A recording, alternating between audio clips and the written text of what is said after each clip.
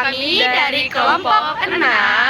Perkenalkan, nama saya Rahel. Nama saya Ocha. Nama saya Mega. Saya Wulan. Saya Indah. Kami akan membahas topik mengenai kebenaran Allah. Selamat menyaksikan. Kita masuk dalam pengertian. Agustinus mengatakan bahwa segala kebenaran mengenai segala sesuatu yang diketahui dan mendapat diketahui, dengan demikian telah diketahui Allah sejak dalam kekekalan dan bergantung kepada hikmat dan ketetapannya yang tetap. Pembenaran adalah tindakan Allah yang menyatakan orang berdosa dan tidak benar sebagai orang yang benar setelah Dia menganugerahkan kepadanya kebenaran Kristus. Dalam Yohanes 14 ayat 6-7 dikatakan bahwa kata Yesus kepadanya, "Akulah jalan dan kebenaran dan hidup. Tidak ada seorang pun yang datang kepada Bapa kalau tidak melalui Aku. Sekiranya kamu mengenal Aku, pasti kamu juga mengenal Bapakku. Sekarang ini kamu mengenal Dia dan kamu telah melihat Dia." Tuhan Yesus mengatakan tentang dirinya bahwa Dialah jalan kebenaran dan hidup, dan Dia adalah satu-satunya cara untuk mencapai surga. Selain itu, di dalam ayatnya yang ke-7, bahwa Dia sama dengan Bapa, artinya bahwa Allah Bapa dan Allah Yesus itu setara. Maksudnya tidak ada yang lebih tinggi ataupun yang lebih rendah. Segala kebenaran diwahyukan oleh Allah karena Allah adalah sumber dan pemilik segala kebenaran. Dialah sang kebenaran. Allah adalah pencipta segala sesuatu dan hanya Dia yang mampu mewahyukan kebenaran yang sesungguhnya kepada manusia untuk diketahui, dikenal, dan disaksikan.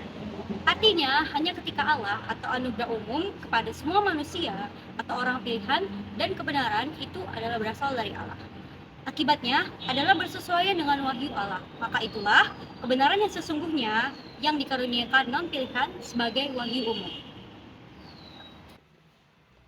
Yesus adalah sumber kebenaran dan satu-satunya jalan menuju kebenaran. Seperti yang tertulis dalam Roma 3 ayat 10, seperti ada tertulis, tidak ada yang benar, seorang pun tidak. Semua manusia telah berbuat dosa, sehingga tidak ada satupun manusia yang sanggup untuk hidup benar. Jika kita percaya pada Yesus, maka kita telah menemukan kebenaran. Karena di luar Yesus tidak seorang pun dapat mencapai standar kebenaran Allah.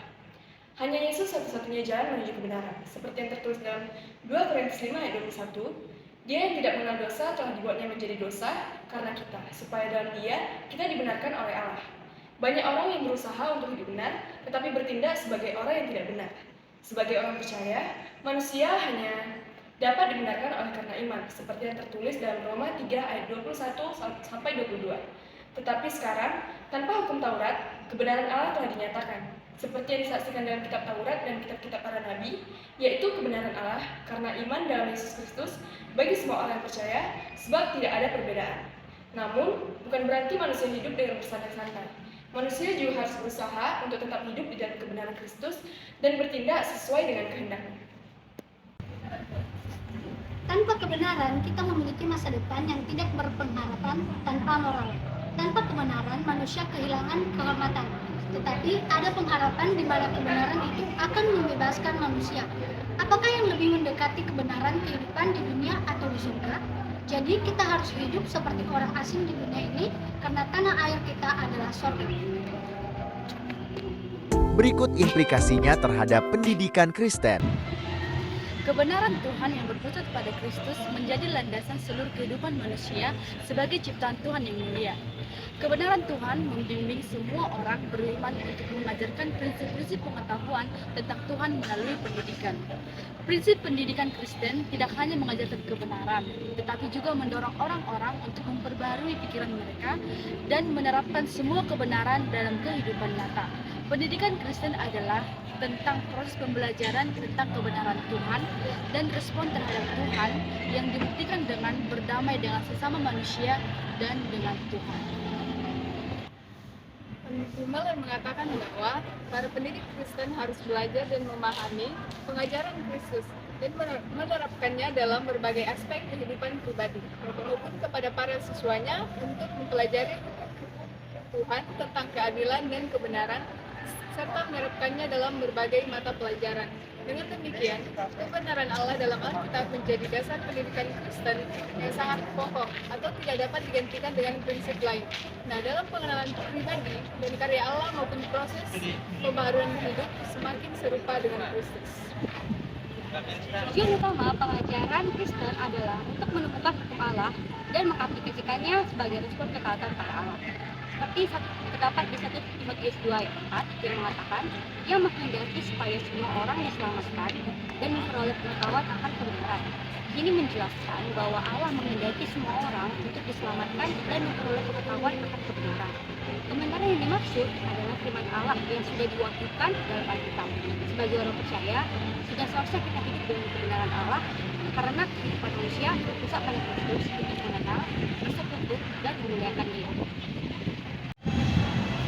Firman Tuhan berkata bahwa takut akan Tuhan merupakan permulaan pengetahuan, seperti yang tertulis dalam Amsal 1 ayat 7. Maksudnya, pengenalan yang benar tentang Allah akan membawa orang percaya mengalami pembaruan hidup, serta pandangan yang benar tentang karya Allah dalam ciptaan berupa ilmu pengetahuan.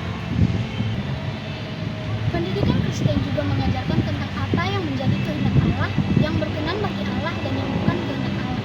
Tertulis dalam Roma 12 ayat 2, janganlah kamu menjadi serupa dengan dunia ini, tetapi berubahlah oleh pembaharuan dirimu, sehingga kamu dapat membedakan manakah kehendak Allah, apa yang baik, yang berkenan kepada Allah dan yang sempurna.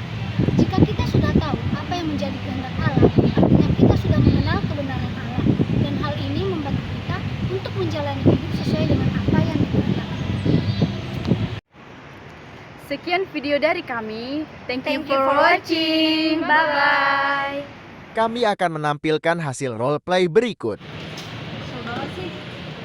Kamu kenapa sih, Cak? Orang ini gak ada yang mendengar pendapat aku. Kalian lagi ribut ya di grup? Iya. Kalau aku jadi kamu sih, aku lawan ya mereka. Kan menurutku pendapatku yang paling benar. Oh gitu ya? Iya, lawan aja. Kan menurut kamu pendapat kamu benar kan? Oh sih.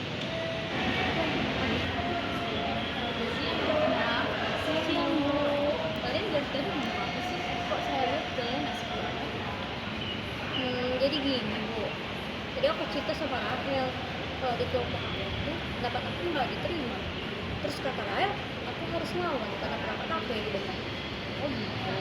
Anak-anak yang merasa tahu ya, kita itu tidak boleh memaksakan kehendak kita. Kamu tidak boleh mengklaim bahwa pendapat kamu itu benar. Kita harus menggunakan dari perspektif kita. Karena satu-satunya sumber kebenaran itu adalah Allah. Seperti tertulis pada Yohanes 14 ayat 6, kata Yesus kepadanya, akulah jalan kebenaran dan hidup, tidak ada seorang pun yang datang kepada Bapa kalau tidak melalui Aku. Jadi, kamu tidak boleh memaksakan pendapat kamu itu benar. Kamu juga jangan langsung emosi kepada teman-temanmu kalau teman-temanmu itu tidak menerima pendapatmu. Kembali lagi seperti yang Ibu katakan tadi bahwa kebenaran itu adalah hanya milik Tuhan. Kamu harus melihat dari perspektif Alkitabiahnya. Oh, jadi begitu ya, Bu? Iya gitu Rahel. Makasih ya Bu. Makasih Bu. Kalian ingat ya, kalau ada masalah dibicarakan baik-baik. Kalian jangan langsung emosi. Baik, Bu. Terima kasih, Bu.